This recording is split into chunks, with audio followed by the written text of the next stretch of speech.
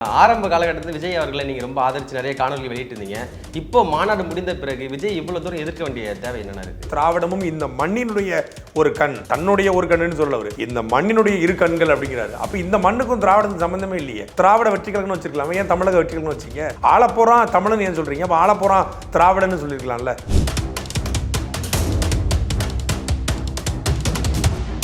விஜய் அவர்கள் மீது வந்து கொள்கை முரணை தாண்டி நாம் தமிழ் கட்சி விஜய் வருகைக்காண்டி கூட்டணி வைக்கிறக்காண்டி காத்திருந்தாங்க. அவர் வந்தோடனே காங்கிரஸ் மேலே ஒரு சாஃப்ட் கார்னர் வச்சதுனால இவங்க வந்து எதிர்க்க வேண்டிய தேவை வந்துருன்னு சொல்லி பல அரசியல் விமர்சகர்கள் வந்து சொல்றாங்க. விஜய்னு ஒருத்தர் கட்சி ஆரம்பிப்பாரு, கட்சி ஆரம்பிச்சு ரசிகர்கள்லாம் தொண்டர்களா மாத்துவாரு, அப்ப நம்ம வந்து ஆட்சிக்கு வந்துக்கலாம் அப்படிங்கிற 2010 நாம் தமிழ் உருவாக்கப்பட்டுச்சா?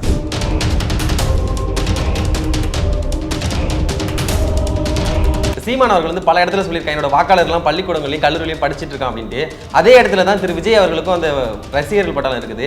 இப்போ அது வந்து ஓட்டா கன்வெர்ட் ஆகும்போது சீமான் பக்கம் வருவாங்களா இல்லை விஜய் பக்கம் வாய்ப்பு இருக்குமா?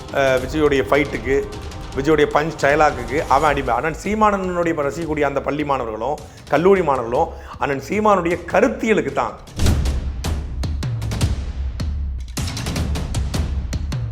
கட்சி விட்டு வெளியேற எல்லாமே சீமான் அவர்கள் வந்து சர்வாதி மாதிரி இருக்காரு, நான் சொல்றது எதையுமே கேட்க மாட்டேங்கிறாரு. உங்க கேள்விக்கு இந்த கேள்விக்கு முரண் இருக்கு பாருங்க. இவர் சொல்றாரு சாட்டை துறைமுகம் தான் காரணங்கிறாரு, நீங்க சீமான் தான் சர்வாதிகாரிங்க. சர்வாதிகாரியா இருந்தா ஏன் பேச்சு அப்படி கேட்பாரு? இல்ல, இன்னொன்று வந்து சாட்டை துறைமுகம் தான் சீமான் அண்ணன் இயக்குறாருன்னு தான் சொல்றாங்களே.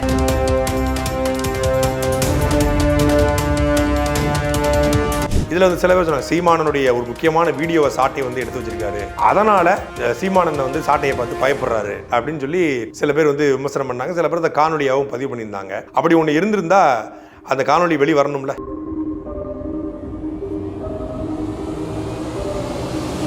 ரெண்டாயிரத்தி 26 சட்டமன்ற தேர்தலில் பல பேர் இளைஞர்களுக்கு வந்து வாய்ப்பு கொடுக்க போறோம்னு சொல்லியிருந்தாரு. அதில் உங்களுக்கு சீட்டு கிடைக்க வாய்ப்பு இருக்கானே? நிறைய இடத்துல கமெண்ட் பாக்ஸ்ல வந்துருக்கு 26 உங்களுக்கு எம்எல்ஏ சீட்டு முக்கிய தொகுதியில் வேற கலங்காண போறீங்க, முக்கிய ஆளுமைக்கு எதிராக கலங்காண போறீங்கன்னு சொல்றாங்க. அது உண்மைதான், முக்கிய ஆளுமைகளுக்கு எதிராக களம் காண போறோம்.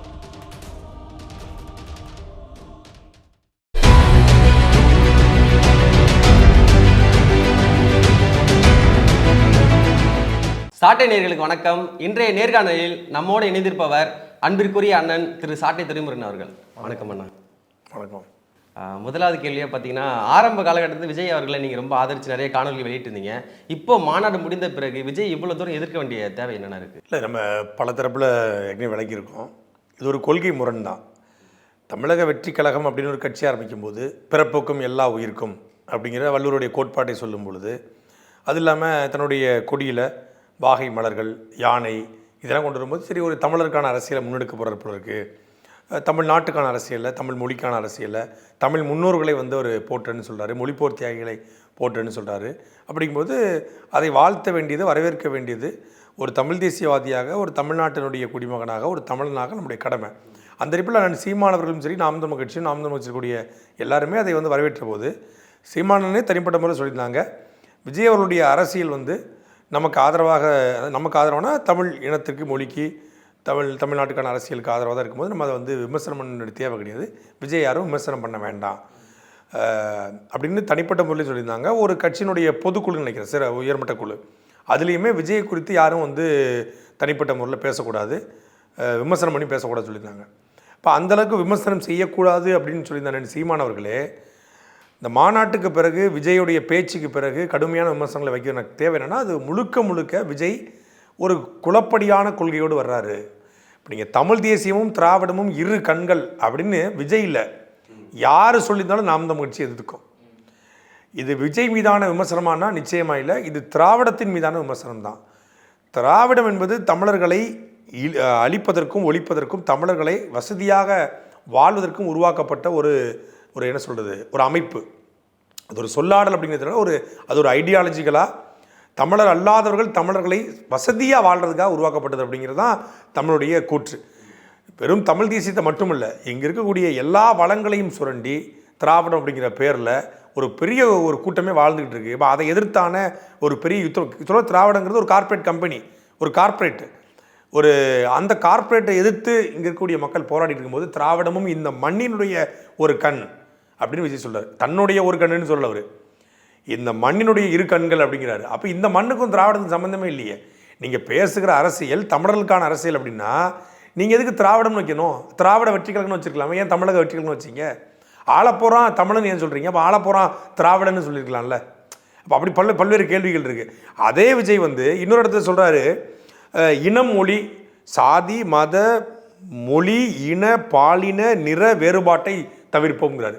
சாதி பிரிக்கும், மதம் பிரிக்கும், இனமும் மொழி எப்படி பிரிக்கும்? இனத்தால் இணைக்க தான் முடியும். மொழி இனங்கிறது இப்போ தேவர் இனமே திரண்டு வா, நாடார் இனமே திரண்டு வா, பறையர் இனமே திரண்டு வா, இப்போ வடையாட்சி இனமே திரண்டு வா, கோனார் இனமே திரண்டுவான்னு சொல்கிறாங்க. அது இல்லை இனம். சாதிங்கிறது இனம் இல்லை, அது குடிதான். இனம்ங்கிறது என்ன? ஒரு நிலப்பரப்பில் குறிப்பிட்ட மொழி பேசக்கூடிய மக்கள் நிலைத்து வாழும்போது அவர்கள் ஒரு இனக்கூட்டம் என்று அழைக்கப்படுறாங்க. அவர்களுக்கென்று தனித்த பண்பாடு, கலாச்சாரம், அவர்களுக்கென்று நிலம், மொழி எல்லாம் உருவாகிற பொழுது அது தேசிய இனம் என்று அழைக்கப்படுகிறது. அந்த தேசிய இனத்திற்கான அரசியல் தேச அரசியல். இப்போ தமிழ் மொழி பேசக்கூடிய மக்களுக்கான அரசியல் தமிழ் தேசிய அரசியல், மலையாள மொழி பேசக்கூடிய மக்களுக்கான அரசியல் மலையாள தேச அரசியல், கர்நாடக மொழிக்கான அப்படி ஒவ்வொரு இடத்துக்கான தேசிய அரசியல் இருக்குது. அப்போ இது நாடு தமிழ்நாடு, வாழ்கிற மக்கள் தமிழர்கள், பேசுகிற மொழி தமிழ். அப்போ அந்த அரசியல் தமிழ் தேசிய அரசியல், அவ்வளோதான். தமிழருக்கென்று தனிநாடு கட்டுவதும் தனிநாடு அடைவதும் அது ஒரு அதிகபட்ச இலக்கு. அந்த இலக்கை நோக்கிய பயணம் வேறு. ஆனால் இப்போ பண்ணிகிட்டு இருக்க அரசியல் வந்து தமிழ் தேசிய மக்களுக்கான அரசியலை நாம் இந்த முயற்சி முன்னெடுக்குது.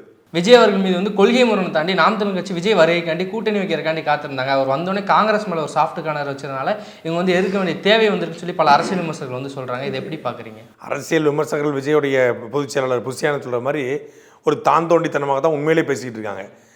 அரசியல் விமர்சகர் யாருமே வந்து மக்களிடம் கருத்து கேட்டோ இல்லை கட்சிக்காரங்கிட்ட கருத்து கேட்டோ பேசுறதில்ல. அவனுக்கு 3000 ரூபா கொடுத்தா பேசுவான். இப்போ நம்ம சேனலில் 3000 ரூபா கொடுத்து யாரையும் பேச வைக்கிறதில்ல. அப்படி 3000 ரூபா கேட்குறவங்கள நம்ம அனுமதிக்கிறது இல்லை. ஆனால் பெரும்பான்மையான ஊடகங்களில் என்ன பண்ணுறாங்க அப்படின்னா, 3000 ரூபா கொடுத்தோன்னா நம்ம ஊர் டேப் ரெக்கார்டை ஆன் பண்ணி விட்டால் அது எப்படி ஒரு பாட்டு பாடிக்கிட்டு இருக்குமோ அது மாதிரி வந்து இவன் பாட்டுக்கு வந்து அரை மணி நேரம் பேக்கேஜ் 3000 ருபீஸ். அப்போ அவன் என்னமோ உட்காந்து பேசுவான். அது வல்ல கருத்து. நாம் தமிழர் கட்சி விஜய் அவர்கள் கூட்டணி வைப்பார் அப்படிங்கிறக்காக நாம் தமிழ் கட்சி உருவாக்கலை. விஜய்னு ஒருத்தர் கட்சி ஆரம்பிப்பார், கட்சி ஆரம்பித்து ரசிகர்கள்லாம் தொண்டர்களாக மாற்றுவார், அப்போ நம்ம வந்து ஆட்சிக்கு வந்துக்கலாம் அப்படிங்கிற 2010 நாம் தமிழ் உருவாக்கப்பட்டுச்சா? 2016 சட்டமன்றத்தில் போட்டி விடும்போது 26 விஜய் வருவார் அப்படிங்கிறக்காக நாம் தமிழ் போட்டி போட்டுச்சா? இல்லை 24 அங்கீகரிக்கப்பட்ட கட்சியாக மாறும்போது கூட விஜய் கூட கூட்டணிங்கிற அடிப்படையில் நாம் தமிழ் களம் கண்டுச்சா? இல்லை. நாம் தமிழ் கட்சி ஒரு இனம் அழிக்கப்பட்டுருச்சு. இந்த இன அழிப்பை தமிழ்நாட்டுடைய அரசியல் கட்சிகள் யாரும் தட்டி கேட்கல. எல்லாரும் அன்னைக்கு வசதியாக தன்னுடைய பதவிகளை தேடி ஓடிக்கொண்டிருந்த போது விடுதலை புலிகள் தடை செய்யப்பட்ட இயக்கம், தலைவர் பிரபாகரன் தடை செய்யப்பட்ட தலைவர் அப்படிங்கிற ரெண்டையும் உடைத்து தடை செய்யப்பட்ட இயக்கத்தினுடைய தலைவரை தலைவராக மாற்றி அந்த கொடியவே இங்கே ஒரு அரசியல் கொடியாக மாற்றி இன்றைக்கி தமிழ்நாட்டு மட்டும் இல்லை உலகம் முழுமைக்கும் நாம் தமிழ் கட்சி கிளை பரப்பியிருக்கிறது. ஒரு 2009 முத்துக்குமார் அவர்கள் மரணித்த போது, குளத்தூர் முத்துக்குமார் மரணித்த பொழுது சொன்னார், இதுவரைக்கும் இருந்த தலைவர்கள் நம்ம வந்து ஏமாற்றிட்டாங்க, இந்த காலகட்டத்தில் ஒரு தலைவன் உருவாவான் உங்களிலிருந்தே, அவனுடைய கரங்களை கட்டியாக பிடித்துக் கொள்ளு அப்படின்னாரு. அதே போல் அந்த காலகட்டத்தில் தான் சீமானவர்கள் வந்து உருவாகிறாரு. ஒரு திரைத்துறையில் ஒரு இயக்குனராக வளர வேண்டியவர், பெரிய கனவுகளோடு இருந்தவர், அந்த கனவுகளை எல்லாத்தையும் தூக்கி தூர போட்டுட்டு தொடர்ச்சியாக சிறைப்படுத்தும் பொழுது அவர் அடையாளப்படுத்தப்படுறாரு. அதன் மூலமாக அவரே 100 ஆண்டு காலமாக பேசிய தமிழ் தேசிய அரசியலை ஒரு அரங்கத்துக்குள்ளே ஜோல்னா பை போட்டுக்கிட்டு தமிழ் தேசிய கருத்தரங்கம், தமிழ் தேசிய மாநாடு என்று தேவையனைய பாவாணர், பெருஞ்சித்திரனார், அன்னைக்கு அண்ணல் தங்கோ கியாபி விஸ்வநாதன் தொடங்கி சீபா ஆதித்தனார்லேருந்து எல்லோரும் பேசிய அரசியலை, என் மணியரசன்லேருந்து எல்லோரும் பேசிய அரசியலை, ஆயுதவழி புரட்சியில் இங்கே தோழர் தமிழரசன், பெரியவர் தமிழரசன் பேசிய அரசியலை வெகுசனப்படுத்தினார், மக்கள் அரசியல் படுத்தினார். அதுக்குள்ளே மொழி பிரச்சனையை, இனப்பிரச்சனையை, பண்பாட்டு பிரச்சனையை, கலாச்சார பிரச்சனையை, முல்லை பெரியாறு, பாலாற்று, கூடங்குளம், அணு உலை, கெயில், நீட் தேர்வு என்று தமிழ்நாட்டினுடைய வளச்சுரண்டலுக்கு எதிராக கடுமையாக வாதிட்டார். உலக அரசியலை உள்ளூர் அரசியலோடு ஒப்பிட்டு பேசினார். சாகர் மாலா, பாரத் மாலா ஏன் கொண்டு வரான், இதுக்கு பின்னாடி இருக்கக்கூடிய அமெரிக்காவுடைய அரசியல் என்ன, இதுக்கு பின்னாடி இருக்கக்கூடிய ஐரோப்பிய அரசியல் என்ன, உலக அரசியல் என்ன, ஏன் உலக வங்கிகள் வந்து ஒவ்வொரு நாடுகளுக்கு கடன் கொடுக்குது, அந்த கடனில் எதுக்கு வெறும் மெட்ரோ ப்ராஜெக்டாக வெறும் கட்டணங்களாக மட்டும் கட்டுறான், இதுதான் டெவலப்மெண்ட்டாக, ஒரு நாட்டினுடைய வளர்ச்சி என்பது என்ன உண்மையிலே அப்படின்னு சொல்லி தற்சார்பு பொருளாதார கொள்கை என்று இந்திய அரசியலில் யாருமே தொடாத ஆனால் வெற்றிகரமான உலகம் முழுமைக்கும் பல்வேறு நாடுகள் முன்வைக்கக்கூடிய அந்த கொள்கையை முன் வச்சார். வெறும் கட்சிக்கான கோட்பாடு மட்டும் இல்லை, ஒரு டெவலப்மெண்ட்டுக்கான ஒரு திட்டத்தை முன் வச்சார். பால்லேருந்து என்னென்ன பொருட்களை தயாரிப்பேன், தக்காளிலேருந்து பொருட்களை தயாரிப்பேன், பனையிலேருந்து பொருட்களை தயாரிப்பேன், என் நாட்டை அப்படி மாற்றுவேன் அப்படின்னு சொல்லி, அதனால தான் அவர் அதிபர்னு கிண்டல் பண்ணாங்க.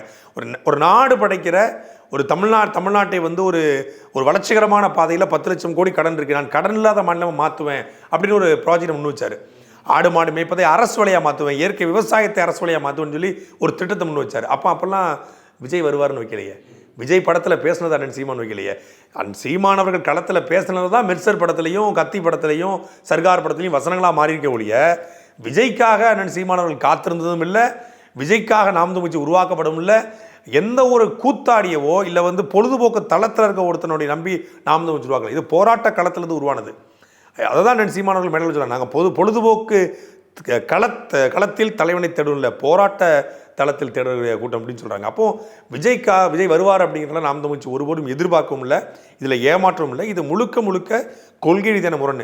கேட்ட கேள்வி அப்போது ஏன் விமர்சிக்கலை, இப்போ ஏன் விமர்சிக்கிறீங்க? அதுதான் இன்னும் விமர்சிக்கவே ஆரம்பிக்கலை. இது வெறும் டீசர் தான். விஜய் ஒரு பெரிய குழப்பவாதியாக வருகிறார். அவர் கொள்கையை உருவாக்கலை. அண்ணன் சீமானவர்லாம் அவர் கொள்கையை உருவாக்குறாரு. அதனால தான் கொள்கை தலைவர்னு சொல்கிறான். அவர் கொள்கையை உருவாக்கலை. 4 பேர் எழுதி கொடுத்ததை, எப்படி அட்லி எழுதி கொடுத்ததை, வெங்கட் பிரபு எழுதி கொடுத்ததை விஜய் படத்தில் ஸ்கிரிப்டாக வாசிப்பாரோ, ஏஆர் முருகதாஸ் சொன்னதை வாசிப்பாரோ, அதுபோல் அரசியலையும் அவர் அப்படி நினைக்கிறாரு. தமிழ்நாட்டு பிரச்சனையை மக்களோடு சென்று தெரிஞ்சுக்கணும், இல்லை அந்த மக்கள்லேருந்து வந்திருக்கணும், இல்லைன்னா பயணப்படணும். எதுவுமே இல்லாமல் 4 பேர் எழுதி கொடுக்குற அந்த 4 பேர் யாருன்னு பார்த்தா வாழ்விழந்த வாலிபர்களுக்கு வாழ்க்கை கொடுக்கும் சங்கம் வாங்கல. அது மாதிரி வாழ்க்கை முழுக்க அரசியலில் அனாதிகளாக்கப்பட்டு இந்த கிரிஞ்சி பூமர்ஸ் இந்த மாதிரி பொலிட்டீஷியன்ஸ் கொஞ்சம் இருக்காங்க. இந்த ஐயநாதன், பழகருப்பையா, அப்புறம் தமிழறி மணியன், அப்புறம் இந்த 2-3 லிஸ்ட் இருக்குது. இந்த நஞ்சில் சம்பத்தில் அந்த வகையாக தான். ஆனால் அது திராவிட ஐடியாலஜியில் இருக்குது. இந்த மாதிரியான ஆட்களெல்லாம் சேர்ந்து விஜய்க்கு ஐடியா கொடுத்து இவர்கள் சொல்கிற கொள்கையை விஜய் ஏற்றுக்கொண்டு வராது. இவங்க என்ன சொல்கிறாங்கன்னா, வெற்றிக்கான ஃபார்முலா திராவிடத்தில் கொஞ்சம், தமிழ் தேசியத்தில் கொஞ்சம், அம்பேத்கரில் கொஞ்சம், பெரியாரில் கொஞ்சம், வேலுநாச்சியார்ட்ட வீரம், அஞ்சலி அம்மாள்கிட்ட ஈகம், காமராஜர்கிட்ட தியாகம், அப்படி கொஞ்சம் கடுகு, கொஞ்சம் மிளகு, கொஞ்சம் சீரகம், கொஞ்சம் வெந்தயம், கொஞ்சம் கேரட்டு, கொஞ்சம் பீட்ரூட்டு, கொஞ்சம் கோழிக்கறி, கொஞ்சம் ஆட்டுக்கறி, கொஞ்சம் மாட்டுக்கறி, கொஞ்சம் முயல் கறி, கொஞ்சம் பூனைக்கறி எல்லாத்தையும் போட்டு மிக்ஸ் பண்ணி கொடுத்தா செத்து போயிருவீங்க. அதுதாங்க நடந்துகிட்டு இருக்கு. அதனால தான் விமர்சனம் பண்ணுறோம். சீமான் அவர்கள் பல இடத்துல சொல்லியிருக்காங்க, என்னோட வாக்காளர்கள்லாம் பள்ளிக்கூடங்களையும் கல்லூரிலையும் படிச்சுட்டு இருக்கான் அப்படின்ட்டு. அதே இடத்துல தான் திரு விஜய் அவர்களுக்கும் அந்த ரசிகர்கள் பட்டாளம் இருக்குது. இப்போ அது ஓட்டா கன்வெர்ட் ஆகும்போது சீமான் பக்கம் வருவாங்களா, இல்லை விஜய் பக்கம் போக வாய்ப்பு இருக்குமா? எதுக்காக அந்த அண்ணன் சீமான் அவர்கள் சொன்னாங்கன்னா, இம்ரான்கான், பாகிஸ்தானுடைய இம்ரான்கான் சொன்னார், என்னுடைய ஓட்டர்ஸ் பள்ளிக்கூடத்துலாம் படிச்சுக்கிட்டு இருக்கான் அப்படின்னு சொல்லி ஒரு 20 ஆண்டுகள் பயணப்பட்டு சரியாக 20 ஆண்டுகள் கழித்து அந்த ஸ்டூடெண்ட்ஸ் ஓட்டர்ஸாக மாறுறான். அதாவது பள்ளிக்கூடத்தில் படித்து கொண்டிருக்கிற மாணவர்களையும் கல்லூரியில் படிக்கக்கூடிய இளைஞர்களையும் அரசியல் படுத்துவதன் மூலமாக அந்த இளைஞர்கள் எனக்கு வாக்கு செலுத்துவோம் அப்படிங்கிறாரு. அதாவது விஜயோடைய அவன் ரசிக மனநிலையில் இருக்கிறான். ஸ்டூடெண்ட்ஸாக பள்ளிக்கூடத்தில் படிக்கிற ரசிக மனநிலை, விஜயோடைய பாட்டுக்கு, விஜயோடைய ஃபைட்டுக்கு, விஜயோடைய பஞ்ச் டைலாக்குக்கு அவன் அடிமை. அண்ணன் சீமானனுடைய ரசிக்கக்கூடிய அந்த பள்ளி மாணவர்களும் கல்லூரி மாணவர்களும் அண்ணன் சீமானுடைய கருத்தியலுக்கு தான் அவன் ரசிகன். கருத்தியல் கோட்பாட்டுக்கு தான் அவன் பின்தொடர்பாளன். அவன் அது அந்த வாக்கு மாறுறதும் இதுவும் வாக்கா மாறுறதும் இல்லை. இவன் இன்னைக்கு விசில் அடிப்பான். இதே 2 படம் ஃபெயிலாக 2 படம் ஃப்ளாப் ஆயிடுச்சுன்னா அவன் விசில் அடிக்க மாட்டான். அந்த மாநாட்டையே ஒரு படம் போல் பார்க்குறான். அதனால் விசில் அடிக்கிறான், கொண்டாடுறான், கூத்துக்கிறான். நாளைக்கு விஜய் இதே ஒரு எடுத்துக்கோம், ஒரு எடுத்துக்காட்டுக்கு மதுரை எடுத்துக்கோம். மதுரையில் விஜய் ரசிகர் அதிகமாக இருக்காங்க, சரியா? நாளைக்கு மதுரைக்கு ஒரு பிரச்சனை வருது. அந்த பிரச்சனையில் களத்தில் போய் விஜய் நின்னா மட்டும்தான் அவன் ரசிகர் ஓட்டு போடுவான். களத்தில் அவன் நிற்கலைன்னா அவன் விஜய் ரசிகனாக இருந்தாலும் ஓட்டு போட மாட்டான். இப்போ ஸ்டெர்லைட்டில் பாதிக்கப்படும் போது ரஜினி ரசிகரும் இருந்தாங்க, ரஜினிகாந்த் அரசியலுக்கு அழைச்சாங்க. ஆனால் ஸ்டெர்லைட்டுக்கு எகென்ஸ்டாக ரஜினிகாந்த் மாறும்போது அவர் ரஜினிகாந்துக்கு எகென்ஸ்டாக மாறினான். அப்போ அந்த மக்கள் களத்தில் யார் நிற்கிறாங்களோ, அவன் நேரடியாக பாதிக்கப்படும் போது அவனுக்கு யார் போய் நிற்கிறாங்களோ அவர்களுக்கு தான் அவன் வாக்கு செலுத்துவான். தமிழ்நாட்டை பொறுத்தளவில் கருத்தியலாக, கொள்கை ரீதியாக, தர்க்க ரீதியாக, தத்துவ ரீதியாக, சித்தாந்த ரீதியாக நிற்கிறவர்கள் மட்டும்தான் வென்றிருக்காங்க, நிலைச்சு நின்றுருக்காங்க. இன்றைக்கி நாம் தமிழ் கட்சிக்கு பணபலம் இல்லை. அதனால் அது கட்சியை வீரியமாக கொண்டு போய் சேர்க்கக்கூடிய நிலையில் இல்லாமல் இருந்துச்சு. ஆனால் இன்றைக்கி அது நிலைமை கொஞ்சம் மாறி இருக்கிறது. இன்றைக்கி நாம் தமிழ் கட்சி கிளை கட்டமைப்புகளை போட்டு அடுத்த கட்டத்தை நோக்கி வீறு கொண்டு பாயுது. ஆனால் விஜய்க்கு பணபலம் இருக்குது. அதனால் பெரிய மாநாடை போட்டு காட்டுறாரு. அந்த பணபலத்தை வச்சுக்கிட்டு பணம் படைத்த ஆட்களாக தன் பக்கத்துலையும் வைத்துக்கொண்டு பணம் படைத்த ஆட்களாக பொறுப்பாளர்களை போட்டு கட்சி பிரம்மாண்டமாக இருக்க மாதிரி காட்டுறாரு. யதார்த்த உண்மைன்னு ஒன்று இருக்குது. வரும்போதே பொய் சொல்லி கொண்டு வருகிற ஒரு கட்சி தமிழ்நாட்டுக்கு நல்லது பண்ணணும்னு எப்படி நம்ப முடியும்? நீங்கள் 70 ஆண்டுகால கட்சி திமுக 1 கோடி தொண்டர்களை அடைய முடியலை. 40 ஆண்டுகால கட்சி அதிமுக 1 கோடி தொண்டர்களை அடைய முடியலை. ஆனால் கட்சி ஆரம்பித்து 6 மாதத்தில் 1 கோடி தொண்டர்ன்றான். வருத்தப்படாத வாலிபஸ்லங்க சொல்லுற மாதிரி ஒரு கோடி நீ பார்த்த அது பக்கா ஃபேக்கு. அந்த வெப்சைட்டை ஒரு எத்திக்கல் ஹேக்கரை வச்சு ஹேக் பண்ணி பார்த்துருக்காங்க. ஒரு எத்திக்கல் ஹேக்கர் நமக்கு தெரிஞ்சவர், அவரே வந்து ஹேக் பண்ணியிருக்காரு. அது இல்லாமல் அது ரொம்ப எளிமையான முறையில் ஹேக் பண்ணக்கூடிய வெப்சைட்டாக தான் இருக்குது. அந்த வெப்சைட்டு ஸ்ட்ராங் இல்லாத ஒரு வெப்சைட்டு. நமக்கு தெரிந்த மென் பொறியாளர்கள், சாஃப்ட்வேர் இன்ஜினியர்கிட்ட கேட்கும்போது அவங்க என்ன சொல்கிறாங்கன்னா, இந்த இது நாம் தமிழர் கட்சியுடைய உறுப்பினர் சேர்க்கை முகாம் இருக்குது, உறுப்பினர் சேர்க்கை செயலி இருக்குது. அதில் எப்படின்னா நீங்கள் வந்து ஒரு அலைபேசி எண்ணை வச்சு ஒரு முறை மட்டும் தான் உறுப்பினராக முடியும். அதே போல் உங்கள் பேர் ராஜேந்திரன்னா ஒரு முறை தான் ராஜேந்திரன் என்ட்ரி ஆக முடியும். ராஜேந்திரன் சன் ஆஃப், இப்போ உங்கள் அப்பா பேர் முருகன், ராஜேந்திரன் சன் ஆஃப் தகப்பனார் பேர் முருகன்னா அந்த பேர் கொண்ட ஒருத்தர் ஒரு முறை தான் ஆகலாம். இப்போ நீங்கள் விக்ரம், உங்கள் அப்பா பேர் தங்கத்துறை, விக்ரம் தகப்பனார் பேர் தங்கத்துறை அப்படின்னா ஒரு முறை தான் நீங்கள் ஆக முடியும். ஆனால் விஜயோடைய தமிழக வெற்றி கழகத்துடைய அந்த செயலின் மூலமாக நீங்களே 10 ஐடி கார்டு எடுத்துக்கலாம், 10 முறை உறுப்பினர் ஆகலாம். அதே போல் Joseph Vijay son of Chandrasekhar அப்படின்னு சொல்லி கிட்டத்தட்ட 20 ஐடியை நம்ம ஆளுக்கு எடுத்திருக்காங்க. சீமானன் பேரில் வந்து ஒரு 10 ஐடி கார்டு தமிழக வெற்றி கழகத்தில் போட்டு வச்சுருக்காங்க உறுப்பினர்கிட்ட. அப்போ எந்த அளவுக்கு அது வீக்காக இருக்குது பாருங்கள். அந்த அடிப்படையில் தான் எப்படி வந்து ஓவியாவுக்கு பிக் பாஸில் 4 கோடி பேர் ஓட்டு போட்டானோ அதே மாதிரி 1 கோடி பேர் இங்கே உறுப்பினர்கிட்ட வாங்கினதா கணக்கு கட்டப்பட்டிருக்கு. உண்மையான உறுப்பினர் எண்ணிக்கை ஒரு 6லேருந்து 7 லட்சம் பேர் கூட இருக்க மாட்டாங்க. அதுவே அதிகம் தான் நான் சொல்கிறது. 6லேருந்து 7 லட்சங்கிறது அதிகம். நீங்கள் ஒரு கட்சியுடைய கூட்டத்துக்கு வர்றவன்லாம் உறுப்பினராக போகிறதில்ல, கட்சிக்கு ஓட்டு போடுறவனும் உறுப்பினராக போகிறதில்ல, ஒரு மாநாட்டுக்கு வந்தவன் பூராவும் உறுப்பினராக போகிறதில்ல. உறுப்பினர் ஆகிறது களத்தில் உறுப்பினராகிற ஒருத்தர் இருப்பான், ஆக்டிவாக செயல்படுறவங்க ஒருத்தங்க இருப்பாங்க, பொறுப்பில் ஒரு குரூப் இருக்கும். ஓட்டு போடுறது அதை விட 2 மடங்கு 3 மடங்கு கூட இருக்கும். இப்போ நாம் தமிழர் கட்சிக்கு 10 லட்சம் உறுப்பினர் எடுத்துக்காட்டுக்கு சொல்கிறேன், அதோட மேலே இருக்குது 10 லட்சம் அப்படின்னா அதுலேருந்து 4 மடங்கு வாக்கு செலுத்துகிறாங்க. உறுப்பினர் எண்ணிக்கை வச்சு வாக்கை தீர்மானிக்க முடியாது. இப்போ 1 கோடி வாக்காளர்னா அப்போ 4 கோடி ஓட்டு விஜய்க்கு இருக்கா? இல்லை, வாய்ப்பு. மொத்தம் பதிவு பண்ணுறதே 4 கோடி ஓட்டு தான். வேணா ஆப்பிரிக்கா, அமெரிக்கா, கேரளா அவருடைய ரசிகர்கள் இந்தியா முழுக்க, அப்புறம் அண்டார்டிகா கண்டங்கள், பனி பிரதேசங்கள், இப்போ பனிக்கரடிகள் எல்லாம் சேர்ந்து ஓட்டு போட்டான். அப்புறம் அணில் குஞ்சுகள் எல்லாம் சேர்ந்து ஓட்டு போட்டால் எடுத்துக்காட்டுக்கா அணில்னு சொல்கிறேன், நான் கிண்டல் பண்ணுறதுக்காக சொல்லலை, பொதுவாக சொல்கிறேன். எல்லா அணில்களும் சேர்ந்து ஓட்டு போட்டால் வேணால் 4 கோடி ஓட்டு வரலாம். எல்லா அணில்களும் சேர்ந்து உறுப்பினராக இருந்தால் 1 கோடி உறுப்பினர் ஆகலாம். விஜய் அவர்கள் வந்து விமர்சிக்க தொடங்கிய காலகட்டத்துக்கு முன்பு பல்வேறு விமர்சனங்கள் வந்து உங்கள் மீது நாம் தமிழர் கட்சி மீது வைக்கப்பட்டது. அதில் முதன்மையாக வச்சது வந்து அவரோட அஜித் ரசிகர் அவர், அதனால தான் அவர் வந்து விஜய் வந்து விமர்சிக்கிறாரு அப்படின்னு சொல்லி விஜய் அவர்களுடைய ஆதரவு பக்கங்கள்லாம் பார்க்க முடிச்சு. எது உண்மை? இல்லை, ஒரு ரசிகன் வந்து எப்படி பார்ப்பான்னா, இவன் யார் ரசிகர்? ஒரு சாதியவாதி, ஒரு சாதி கட்சி வச்சுருக்கான்.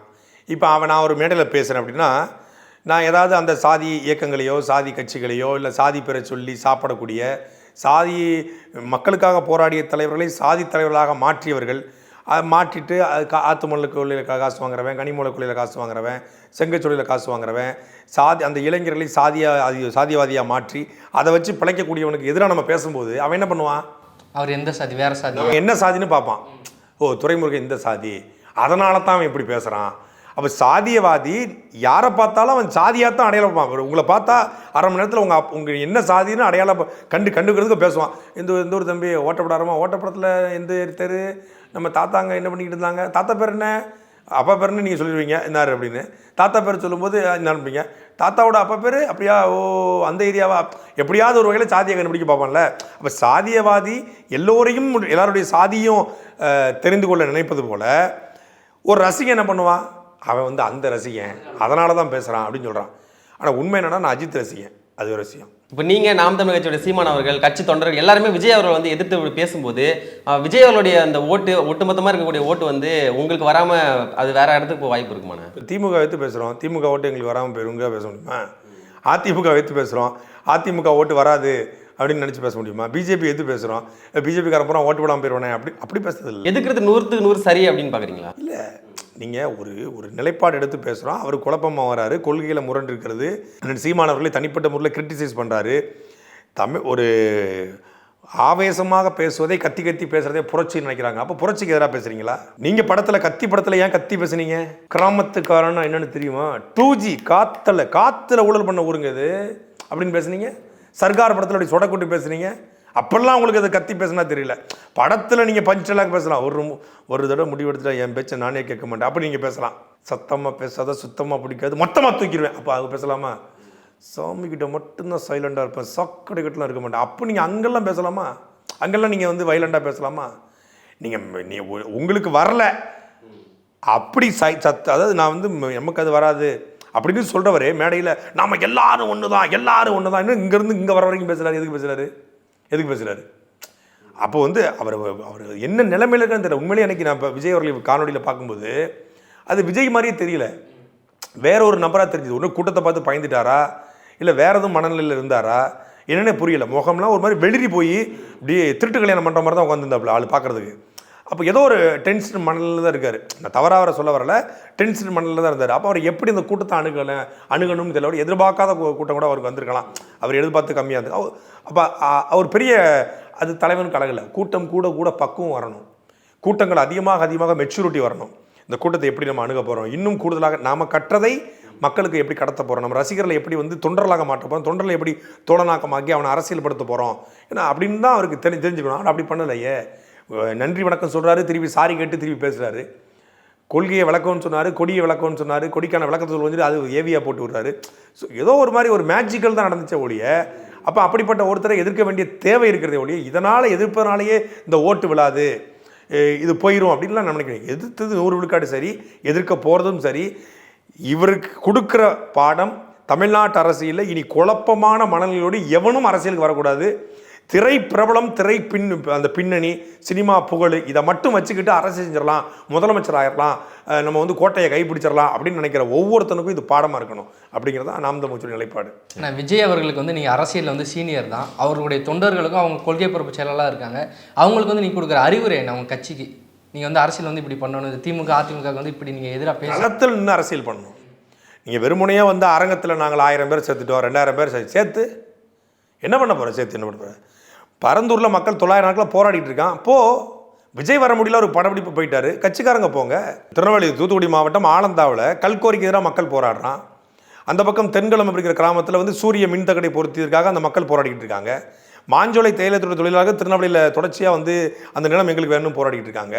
குறைந்தபட்சம் வந்து அகஸ்தியர் அருவிகளை குறிக்க முடியலன்னு சொல்லி அதுக்கு ஒரு இயக்கம் போராடி கொண்டிருக்கிறது. கனிமவள கொள்ளை எடுத்து கன்னியாகுமரியில் நித்தம் போராட்டம் நடந்து கொண்டிருக்கிறது. தமிழ்நாட்டில் டெட் தேர்வு எழுதிய ஆசிரியர்கள் வேலை கிடைக்குன்னு சொல்லி போராட்டங்களை முன்னெடுக்கிறாங்க.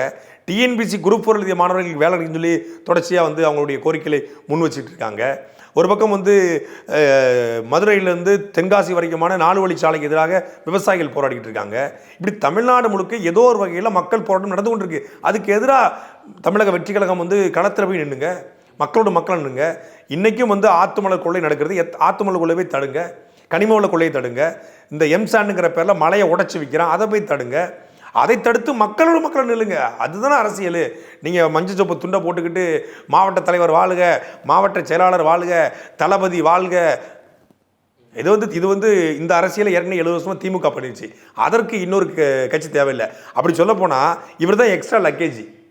திமுக பண்ண அதே அரசியல், அதிமுக பண்ண அதே அரசியல், பிஜேபி பண்ண அதே அரசியல், காங்கிரஸ் பண்ண அதே அரசியல், அதை பண்ணுற நீங்கள் தானே எக்ஸ்ட்ரா லக்கேஜ். இந்த எக்ஸ்ட்ரா லக்கேஜ் எல்லாம் வரல ப்ரோ, நம்ம கொள்கை வேற ப்ரோ. என்ன ப்ரோ?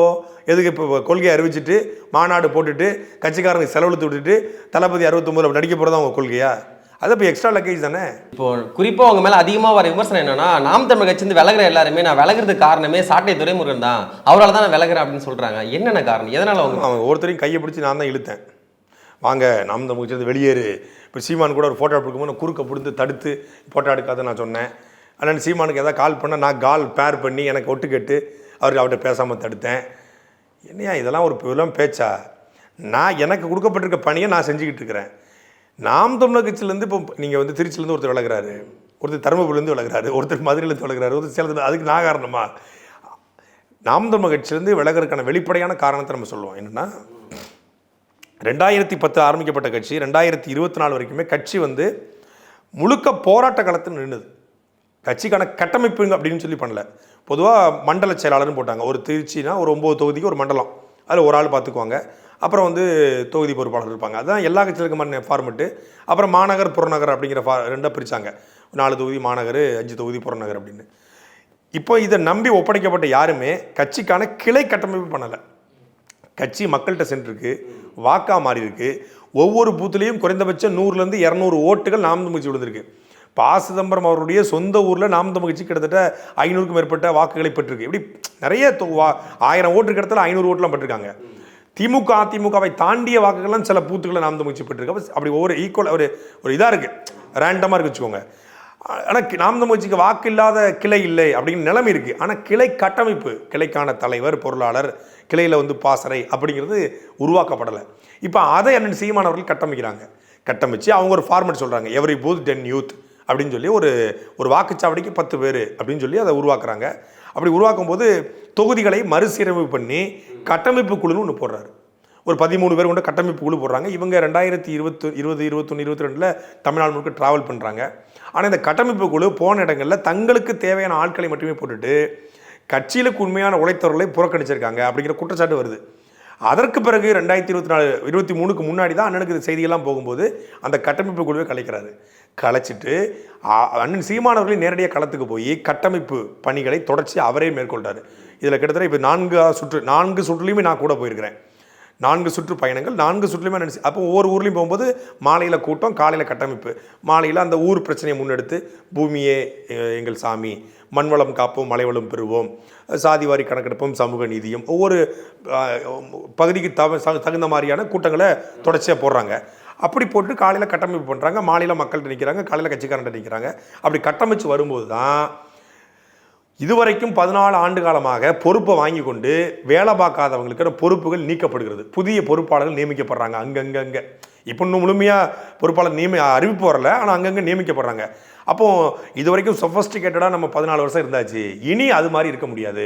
இப்போ திருச்சி மண்டலம் முழுக்க ஒருத்தரை ஒரு தொகுதியை பார்க்க சொல்லும்போது அவர் என்ன பண்ணாரு, நான் இப்போ 9 தொகுதி பார்த்தேன், நான் இப்படி ஒரு தொகுதி பார்க்க முடியும், நான் ஒரு தொகுதி பார்த்தேன், இப்போ ஒரு தொகுதியவே நீங்கள் வந்து 10 தொகுதியாக மாற்றுறீங்க, 5 தொகுதியாக மாற்றுறீங்க. ஒரு தொகுதினா நடுவன் தொகுதி, வடக்கு தொகுதி, கிழக்கு தொகுதி, தெற்கு தொகுதின்னு பிரிக்கிறாங்க. 300 பூத்துலாம் ஒரு ஆள் பார்க்கக்கூடாதுப்பா, ஒரு ஆள் 50 பூத்துக்கு மேலே பார்க்க முடியாது, ஒரு ஆள் அப்படி ஒரு கட்டமைப்பு இருக்குது. அந்த கட்டமைப்பை நம்ம சொல்ல முடியாது. அந்த கட்டமைப்பு ஒரு எடுத்துக்காட்டுக்கு சொல்கிறேன். அந்த கட்டமைப்பை உடைக்கிறாங்க. 300னா அதை 100 பிரிக்கிறாங்க, 50 பிரிக்கிறாங்க. அப்படிங்கும்போது அந்த பதவி ஒரு இன்ஸ்பெக்டராக இருந்தவர் எஸ்ஐ ஆன மாதிரி பதவியோட தன்மை குறையுது. இன்ஸ்பெக்டராக இருக்கும்போது அவர் 3 ஸ்டேஷனை பார்த்துருந்துருப்பார். ஒரு பக்கத்து ஸ்டேஷனுக்கு வந்து இப்போ இன்ஸ்பெக்டர் வேகன்சி போட்ட உடனே இவருக்கு என்ன ஆயிடுது, ஸ்டேஷன் குறைஞ்ச உடனே அங்கேருந்து அங்கே நம்ம பார்க்க முடியலைங்கிற மாதிரி ஆயிடுது. கட்டிங் குறைஞ்சிருமா? அது இன்ஸ்பெக்டருக்கு கட்டிங் குறையும், நாம் நம்ம கட்சிக்கு அது ஒன்றும் கட்டிங் வரதுக்கு வாய்ப்பு இல்லையே. ஆனால் அது பதவின்னு நினைக்கிறாங்க, அதை பதவி நினைக்கிறவங்க வெளியேறாங்க, இது பொறுப்புன்னு நினைக்கிறவங்க இருக்காங்க. அப்படித்தான் கட்டமைப்பு பண்ணும்போது, அந்த சீரமைப்பு பண்ணும்போது அதுலேருந்து பல பேர் வெளியேறாங்க. இதுவரைக்கும் கட்சியில் 14 ஆண்டு காலமாக பொறுப்பு வகித்து வேலை செய்யாதவர்கள் வெளியேறதுக்கான ஒரே ஒரு காரணம், கட்டமைப்பு பண்ணி புதிய பொறுப்பாளர்களை நியமிப்பதனாலும் அந்த புதிய பொறுப்பாளருக்கு வாய்ப்பு வழங்குவதை பொறுக்க முடியாமல் நான் இந்த மாவட்டம்னா நான் தான் இருப்பேன் அப்படின்னு ஒத்த காலம் அடம்பிடிக்கக்கூடியவர்கள் தான் வெளியேற்றக்கூடியவர்கள். அவங்களாம் வெளியேற்றணும், அவங்களாம் வெளியேறாங்க, அவ்வளோதான், வேற ஒன்றும் இல்லை. இல்லை, கட்சி விட்டு வெளியேற எல்லாமே சீமான் அவர்கள் வந்து சர்வாதி மாதிரி இருக்காரு, நான் சொல்கிறது எதையுமே கேட்க மாட்டேங்கிறாரு. உங்கள் கேள்விக்கு இந்த கேள்விக்கு முரண் இருக்கு பாருங்க. இவர் சொல்கிறாரு சாட்டை துறைமுகம் தான் காரணங்கிறாரு, நீங்கள் சீமான் தான் சர்வாதிக்கிறீங்க. சர்வாதிகாரியாக இருந்தால் ஏன் பேச்சு அப்படி கேட்பாரு? இல்லை, இன்னொன்று வந்து சாட்டை துறைமுகம் தான் சீமான் அண்ணன் இயக்குறாருன்னு தான் சொல்கிறாங்களே. அவரே பெரிய இயக்குனர், சினிமாவில் மட்டும் இல்லை, அவர் தமிழ் தேசிய இயக்குனர், அவரை யாராலும் இயக்க முடியாது. அவர் சொல்கிறத கேட்டு வேணால் வேலை செய்யலாம். ஏன் இப்படி சொல்கிறாங்க அப்படின்னா, இப்போ நான் வந்து அண்ணன் சீமானவர்கள் சொல்கிறத அப்படியே செயல்படுத்தணும்னு நினைப்பேன். குறைந்தபட்சம் ஒரு பெர்ஃபெக்ஷன் எதிர்பார்ப்பார், ஒரு ஒழுக்கம் எதிர்பார்ப்பார், ஒரு அறம் எதிர்பார்ப்பார், ஒரு நேர்மை எதிர்பார்ப்பார். இப்போ திருச்சி நடந்த மாவீரனால வந்து ஒரு பெர்ஃபெக்ஷன் நடத்துன்னு நினைக்கிறோம். இப்போ சீமான் பல இடங்கள் சொன்னாங்க, ஒரு 75 விழுக்காடு மாவீரன் வந்து பெர்ஃபெக்ஷன் நடந்துச்சுன்னா நான் ஸ்ட்ரிக்டாக பிடிச்சேன். அப்போ அதில் 2-3 பேர் என் மேலே கோவப்படுவாங்க, ஸ்ட்ரிக்டாக இது பண்ணுறாங்க அப்படின்னு. ஏன்னா அது என்ன அங்கே மேலேருந்து என்ன திட்டுவார், இதை செய்யணும். ஒரு உறுதிமொழியில் கூட பெர்ஃபெக்ஷன் இருக்கணும். நாம் தமிழ் கட்சிங்கிறது நம்ம திமுக மாதிரி இல்லைப்பா, அவங்ககிட்ட இருந்து முழுமையாக நம்ம மாறுபடும் போது நம்ம வந்து 100 விழுக்காடு பெர்ஃபெக்ஷனோடு இருக்கணும். இது யார் இவர்கள் அப்படின்னு சொல்லி கேட்குற அளவுக்கான ஒரு அரசியல் இருக்கணும் அப்படின்னு சொல்லி எதிர்பார்ப்பாங்க. அதை வந்து நான் மட்டும் இல்லை, இது மாதிரி நிறைய பேர் அண்ணன் சீமானோடு பயணிக்கக்கூடியவங்க வந்து களத்தில் செயல்படுத்த நினைக்கும் போது அந்த விமர்சனங்கள் வரத்தான் செய்யும். எப்பொழுதுமே சீமானன் இருக்காங்கன்னா அது சுற்றி இருக்கக்கூடிய 10-15 பேர், ஒரு 100 பேர், நான் லட்சத்தில் ஒருத்தன் தான். அவருக்கு 1,00,000 தம்பிகள் இருக்காங்க, அந்த 1,00,000 தம்பிகள் நான் ஒருத்தனாக தான் பார்க்குறேன். பக்கத்தில் இருக்க கூட பயணிக்கிறதுனாலே வந்து நான் வந்து அதை எப்போவுமே கிரெடிட் எடுத்துக்கிறதும் கிடையாது. என்னுடைய தேவைக்கு அவரை பயன்படுத்தணும்னு நினைக்கிறது கிடையாது. என்னுடைய செயல்பாடுகளுக்கு வந்து அவர் உடந்தையாக போகணும் அப்படின்னு நினைக்கிறது கிடையாது. நான் ஒரு ஊடகமாக செயல்பட நினைக்கிறேன், தனித்த ஊடகம் இது சாட்டைங்கிறது. இதை முடிந்த அளவுக்கு தமிழ் தேசிய களத்திற்கும் தமிழ் தேசிய அரசியலுக்கும் ஏதோ ஒரு வகையில் அண்ணன் சீமானுக்கும் உதவியாக இருக்கணும் அப்படின்னு நம்ம நினைக்கிறோம் ஒழிய, இது என்னுடைய சுய ஊடகம், இது என்னுடைய சிந்தனைகளை, என்னுடைய கருத்தை, என்னுடைய இதை வந்து ரொம்ப வெளிப்படைத்தன்மையோடு பேசுகிறதுக்காக தான் இந்த ஊடகத்தை நான் உருவாக்கினேன். நாம் தமிழர் கட்சி களத்தில் தொடர்ச்சியாக சீமானோட பயணப்படுறதுனால இந்த விமர்சனங்கள் வரத்தான் செய்யும். இப்போ 2010 இனி யாருக்கும் தெரியாது, அதனால் யாரும் விமர்சிக்கலை. 2018 கொஞ்சம் தெரியும், அதனால் விமர்சனம் பண்ணாங்க. இப்போ 2024 தொடர்ச்சியான சிறை அண்ணன் சீமானோட பயணம் வரும்போது வரத்தானே செய்யும், அது விமர்சனம் வரத்தானே செய்யும். அதை நம்ம அந்த விமர்சனத்தில் உண்மை இருக்கா போயிருக்கான்னு பார்க்கணும். அது உண்மையாக இருந்துச்சுன்னா அதுக்கு நம்ம கோபப்படுற தகுதி இல்லை. அந்த விமர்சனம் பொய்யா இருந்தால் அது வருத்தப்பட தேவையில்லை. அதனால் வருத்தப்பட தேவையில்லை. நான் என்றைக்குமே இந்த விமர்சனத்தை பார்த்து வருத்தப்பட மாட்டேன், சிரிக்கத்தான் செய்வேன். நான் யாருங்கிறது எனக்கும் தெரியும், அண்ணன் சீமானவர்களுக்கும் தெரியும். இதில் சில பேர் சொன்னாங்க சீமானனுடைய ஒரு முக்கியமான வீடியோவை சாட்டை எடுத்து வச்சிருக்காரு, அதனால் சீமானனை சாட்டையை பார்த்து பயப்படுறாரு அப்படின்னு சொல்லி சில பேர் விமர்சனம் பண்ணாங்க. சில பேர் அந்த காணொலியாகவும் பதிவு பண்ணியிருந்தாங்க. அப்படி ஒன்று இருந்திருந்தால் அந்த காணொலி வெளி வரணும்ல. ஆமாம், கட்டாயம் வந்திருக்கும். சரி, காணொலி இருக்குன்னு எடுத்து வச்சோடனே பக்கத்தில் கூட்டு வச்சுட்டு எவராவது உட்கார வச்சுருப்பாரா? ஒன்று வழக்கு போட்டு உள்ள தள்ளுவாங்க, இல்லைன்னா தூக்கி சொட்டெலும்ப முடைச்சிடுவாங்க. சீமானனை பொறுத்தவரை அவர் யாருக்குமே பயப்படுறாலும் கிடையாது. அவர் இப்போ ரொம்ப ஜனநாயகப்பட்டிருக்காரு, ரொம்ப அரசியல் பட்டிருக்காரு. இப்போ என்ன சொல்கிறது, ஏதாவது பண்ணால் இப்போ சிசிடிவி ஃபுட்டேஜ்லாம் இருக்குது அப்படின்னு சொல்லிட்டு, இல்லைன்னா அவர் இறங்கி அடிக்கிறாள், சம்பவம் பண்ணுறாள். அவர் என்னென்ன இறங்கி சம்பவம் பண்ணியிருக்காரு அப்படிங்கிறது அரசியலுக்கு வர்றதுக்கு முன்னாடி அவரோட ஆரம்ப காலத்துலேருந்து பயணப்பட்டவர்களுக்கு எல்லாருக்குமே தெரியும். இன்றைக்கி ரொம்ப ரொம்ப பக்குவப்பட்ட மனநிலை இருக்கிறதுனால இந்த பேசுகிறவங்க பொய்யா பரப்புரை பண்ணுறவங்களெல்லாம் பொறுத்து கொண்டு கடந்து போகிறாரு. அதாவது லெஃப்ட் ஹேண்டில் டீல் பண்ணி இக்னோர் பண்ணு அப்படின்னு தான் சொல்லுவாங்க. அப்படி இந்த மாதிரி விமர்சனம் பண்ணுறோம், நம்ம லெஃப்ட் ஹேண்டில் தான் டீல் பண்ணணும், இக்னோர் தான் பண்ணணும். இப்போ கட்சியிலேருந்து எத்தனையோ பேர் விலகிறத பார்க்க முடியுது. அவங்க எந்தெந்த காரணத்தை விலகிறான்னு அவங்களுக்கு தான் தெரியும். அப்படி எத்தனை பேர் விலகினாலும் சீமானவர் மீது நிறைய விமர்சனம் வைக்கிறாங்க. ஆனால் நீங்கள் 2 முறை நீக்கப்பட்டும் கூட அவரை பற்றி ஒரு வார்த்தை கூட நீங்கள் பேசவே இல்லை. என்ன காரணம்? இல்லை, நானும் பேசினேன். என்ன பேசினேன் அப்படின்னா, சீமானன் என்னுடைய அண்ணன், அவர் தான் என்னை உருவாக்குனது. அவரால் தான் நான் அரசியலுக்கு வந்தேன். நான் அரசியலை பார்த்து நாம் தமிழ் கட்சிக்கு வரல, நாம் தமிழ் கட்சி பார்த்து அரசியலுக்கு வந்தேன். தம்பி பாஞ்சாலி குறிச்சி படத்தில் அண்ணன் பசுமன் நினைக்கிறேன், பசுமன் அண்ணன் சீமான் அவர்கள் எழுதிய வசனம் தான், என் தம்பி நான் அடிப்பேன் யாரும் கேட்கக்கூடாது, ஆனால் என் தம்பி அடித்தா நான் கேட்பேன் அப்படின்னு சொல்லி. நானும் 10 நாளாக இருக்கும். ஆமாம், அது மாதிரி நாம் தமிழ் கட்சி என்னை அடிக்கும் எவனும் கேட்கக்கூடாது, ஆனால் நாம் தமிழ் கட்சிக்கு வரணும் நான் வருவேன்னு சொன்னேன். அந்த நீக்கப்பட்ட சமயத்தில் கூட நான் அதை பாசிட்டிவாக தான் எடுத்துட்டேன். அதை நான் என்னை நான் சரி பண்ணுறதுக்கும் படிக்கிறதுக்கும் இன்னும் கொஞ்சம் தேடுவதற்கும் நான் பயன்படுத்திக்கிட்டு இருந்தேன். சொல்லப்போனால் அது நான் மன அழுத்தத்தில் இருந்தேனான்னு கிடையாது, மன அழுத்தத்தில் இல்லை, நான் இன்னும் கொஞ்சம் ஃப்ரீடமாக இருந்தேன், இன்னும் கொஞ்சம் ஃப்ரீயாக எழுதினேன், ஃப்ரீயாக பேசினேன். அப்போது கட்சியில் ஒரு முக்கியமான நபர் அவங்க சொன்னாங்க, சீமானவர்களுக்கு உங்கள் மீது வருத்தம் இருக்கிறது, ஆனால் கோபம் இல்லை. வருத்தத்துக்கும் கோபத்துக்கும் நிறைய வித்தியாசம் இருக்கு இல்லையா? வருத்தம் இருக்குது, ஆனால் கோபம் இல்லை. நிச்சயமாக என்றைக்காவது ஒரு நாள் உங்ககிட்ட பேசுவார், அது வரைக்கும் நீங்கள் பொறுமையாக இருங்க அப்படின்னாங்க. சரிங்க அப்படின்னு சொல்லிட்டு நம்ம என்னுடைய வேலையில் பார்க்க ஆரம்பித்தேன். சரியாக திருப்பி 3 மாதத்துலேயே நாம் தமிழ் கட்சிக்கும் சாட்டை வலையொலிக்கும் சம்பந்தம் இல்லை அப்படின்னு ஒரு அறிக்கை வருது. சரியாக 3 மாதத்தில் சாட்டை வலையொலியை சார்ந்த ஊடகவியலாளர் சாட்டை துறைமுறை கண்டித்தது தவறு அப்படின்னு அதே அறிக்கை வருது. அதில் நாம் தமிழ் கொள்கை பரப்பு சேனல்னு அறிக்கை வருது. அப்போது நம்மளுடைய நண்பனே இருக்கான், நம்ம நண்பன் நம்மளை தப்பாக நினச்சிட்றான், நம்ம தப்பானோன்னு நினச்சிடறோம் வச்சுக்கோங்களேன். இப்போ நம்ம தப்பான நினச்ச நண்பனை நாமளும் வெறித்து ஒதுக்குறதா, இல்லை நம்ம நண்பன் நம்மளை தப்பாக நினச்சிட்டான், நம்ம நல்லவன்னு அவனுக்கு புரிய வைக்கணும்னு வச்சு போராடுறதா? என்ன செய்வீங்க? புரிய வைக்க போராடுவீங்க, புரிய வச்சு இன்னும் கூடுதல் நட்பை வர வைக்க தான் போராடுவீங்க. நம்ம நண்பன் நம்மளை தப்பானவன்னு சொல்லிட்டானே, இவன் வாழ்க்கையில் இருக்கக்கூடாதா இப்படின்னு சொல்லி அவனுக்கு போகிற இடத்தெல்லாம் அவனுக்கு என்னென்ன வேலை செய்வீங்களோ, என் கூட பழகும்போது நீ என்னென்ன பண்ண, நீ அங்கே போனல, நீ இங்கே போனல, நீ எப்படிலாம் பண்ண, நீ இப்படிலாம் பண்ண அப்படின்னு அவன் தப்பாக நினச்சதுக்காகவே அவனை பற்றி எல்லா விஷயத்தையும் நம்ம போட்டு கொடுத்தோம்னா அப்போ அவன் நினச்சது உண்மையாயிரும்ல. இப்போ எவனோ ஒருத்தர் சொல்கிறான், உன் நண்பன் உன்னைய பற்றி தப்பாக சொல்லிட்டான்னு சொல்கிறான்னு வச்சுக்கோங்க. அந்த தப்பாக சொல்லிட்டாங்கிற சொல்லதை வச்சு அவன் நம்பிட்டான்னா, அவன் பொய்யா நம்பினதுக்கு நாம் மீண்டும் அவன் கூட பழகின விஷயத்த பூரா வெளியே சொல்லி அவன் பொண்டாட்டிகிட்ட போட்டு கொடுத்து, அவங்க அப்பா அம்மாட்ட போட்டு கொடுத்து, ஊர் முழுக்க போட்டு கொடுத்தா, அப்போ அந்த நண்பன் சொன்னது சரிதான்டா, இவங்கிட்ட என் மனைவிட்ட சொன்ன மாதிரி எல்லாத்தையும் சொல்லியிருப்பான், நம்பிடுவான்ல. அப்போ அந்த அந்த உண்மைத்தன்மைக்கு நம்ம காப்பாற்றணும் அப்படின்னா, அவன் நினச்சது பொய்ன்னு நினைக்கணும்னா நாம் உண்மையாக இருக்கணும். அதனால தான் நான் எந்த ஊடகத்திலையும் பேசலை, எந்த ஊடகத்திலையும் தவறாக பதிவு பண்ணலை. இப்போ என் மீது ஒரு தவறான குற்றச்சாட்டு வைக்கப்பட்டால் அந்த குற்றச்சாட்டு தவறுன்னு நிரூபிக்க நான் இருந்து போராடணும். நான் உங்களுக்கு உண்மையாக தான் இருந்தேன், நான் உங்கள் தம்பி தான், நான் எந்த தப்பும் செய்யலை, உங்கள்கிட்ட யாரோ தவறாக சொல்லியிருக்காங்க அப்படின்னு நிரூபிக்கணும், நிரூபிச்சுட்டு நம்ப வைக்கணும். அதுதான் சரியான இதாக இருக்க முடியும். இல்லைனா இல்லை நம்மளே தப்பாக நினச்சிட்டாரு, எவ்வளோ உழைச்சி கொடுத்தோம், எவ்வளோ பேசணும், எவ்வளோ கட்சிக்கு செலவு பண்ணணும், நம்மளை தப்பாக நினச்சிட்டாரு, இவர் ஒரு வழி பார்த்துறோம்னு நினச்சோம்னா அப்போ நம்ம மேலே சொன்னது எல்லாமே உண்மைன்னு போயிடும். ஆஹா, இவன் இப்பயே பண்ணானா அவன் அப்படி பண்ணியிருப்பான்டா அப்படின்னு. அதனால தான் இப்போ தவறை உணர்ந்து யார் வந்தாலும் அண்ணன் ஏற்றுப்பாருங்களா? ஐயா வீணரசு, நான் பேசக்கூடாதுன்னு நினச்சேன். ஐயா வீணரசு கடுமையான விமர்சனங்களை நாம் தமிழ் மீது வைத்தார். நாம் தமிழ் ஸ்டெர்லைட்டில் பணம் வாங்கிருச்சு, நாம் தமிழர் கட்சியில் வந்து சாதி ரீதியாக பார்க்கப்படுது, குறிப்பிட்ட சமூகம் தான் நாம் தமிழர் கட்சிக்குன்னு சொல்லி விமர்சனம் பண்ணார். மீண்டும் அவர் வந்தபோது அவரை வந்து நாம் தமிழர் கட்சியில் சேர்க்கலை, கட்சியில் அவர் சேர விரும்பலை, அவரும் அண்ணனும் சேர்க்கலை. ஒரு இயக்கமாக நாம் தமிழர் கட்சியை அடாப்ட் பண்ணி அவரை மேடையில் பேச வச்சாங்க. திருப்பி மீண்டும் அவர் விமர்சனம் பண்ணிக்கிட்டு இருக்காரு, அது வேறு விஷயம். இப்பொழுதும் கூட அண்ணன் சீமான் அவர்கள்ட்ட போய் ஐயா தம்பி நின்னார்னா ஏற்றுக்குவார். வெளிப்படையாக சில பேரை சொல்ல முடியல, நிறைய பேர் கட்சியிலே இன்னும் இணைஞ்சிருக்காங்க. நான் வந்து விமர்சனம் பண்ணலை, அதே போல் விமர்சனம் பண்ணிட்டு வந்தவங்களும் உள்ளே இருக்காங்க. வெளியே போயிட்டு கடுமையான விமர்சனங்களை வந்து பொது மேடையில் வச்சவங்க கூட அண்ணன் சீமான் அவர்கள் வந்து ஏற்றிருக்காங்க. அப்படி பல பேரை சொல்லிட்டே போகலாம். அதெல்லாம் அண்ணன் சீமான் அவர்களை பொறுத்தளவில் எப்போதுமே அவர் மனசுக்குள்ளே வச்சுக்கிட்டே மாட்டார். வெளிப்படையாக பேசுவார், திட்டுவார், ஆனால் தவறுகளோடு ஏற்றுக்குவார். அதாவது அவரோட பெரிய குணம் அதுதான், தவறுகளோடவே ஏற்றுக்குவார். ஆமாம் அவன் தப்பானவன் தான், இந்த இடத்துல தப்பானவன் தான், ஆனால் இதுக்கு அவன் பயன்படுவான், இதனை இவன் செய்வான் என்றாய்ந்து அதனை அவன் விடல் என்றார்ல. எல்லோரும் ஏதோ விதத்தில் எதற்கோ பயன்படுவார்கள். ஒரு ஆற்றல் இருக்குது, அவன் எழுத்து ஆற்றல் இருக்குது, ஆனால் கொஞ்சம் கோபக்காரன், இவன்கிட்ட பேச்சு திறமை இருக்குது, ஆனால் கொஞ்சம் வந்து ஆர்வக்கோளாறு, அப்படி சில பேர் இருப்பாங்கல்ல. அப்படி அது எல்லாத்தையுமே சரி விடுப்பா, நம்ம பையதானே விடு, நம்ம பிள்ளையா இருந்தால் தப்பு செஞ்சால் இது பண்ண மாட்டோமா அப்படிங்கிற மாதிரி தான் அவர் பெருந்தன்மையோடு தான் அவர் எப்பவுமே நடந்து கொள்வார். ஓகேண்ணே, 2026 தேர்தலில் வந்து சட்டமன்ற தேர்தலில் பல பேர் இளைஞர்களுக்கு வந்து வாய்ப்பு கொடுக்க போகிறோன்னு சொல்லியிருந்தாரு. அதில் உங்களுக்கு சீட்டு கிடைக்க வாய்ப்பு இருக்கானே?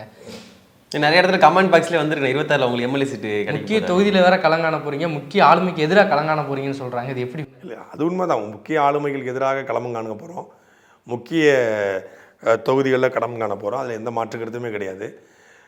நாம் தமிழர் கட்சியை பொறுத்தளவில் இந்த சட்டமன்ற உறுப்பினருக்கான வேட்பாளருக்கான சீட்டு இல்லை நாடாளுமன்ற வேட்பாளருக்கான சீட்டு என்பது ஒரு சமூக பிரதிநிதித்துவத்தின் அடிப்படையில், அதே போல் வந்து யாரை இந்த இடத்துல நிப்பாட்டினா சரியாக இருக்கும் அப்படிங்கிற பல்வேறு கணக்களை வைத்து நாம் தமிழர் கட்சி வந்து வாய்ப்பு வழங்கப்படுது.